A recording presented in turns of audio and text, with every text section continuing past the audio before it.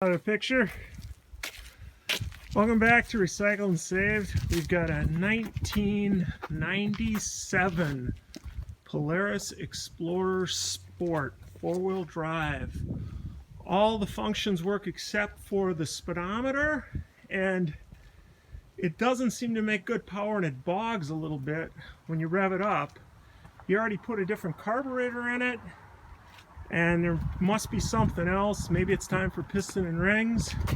Goes through the gears good, reverse works good, suspension's all working good, but if you buy the engine, I'd probably pull the top off and ring it. It's a two-stroke, so it's not too much of a project, but runs good, starts good, idles good, but it bogs when you try to power it up. Let me get her going here.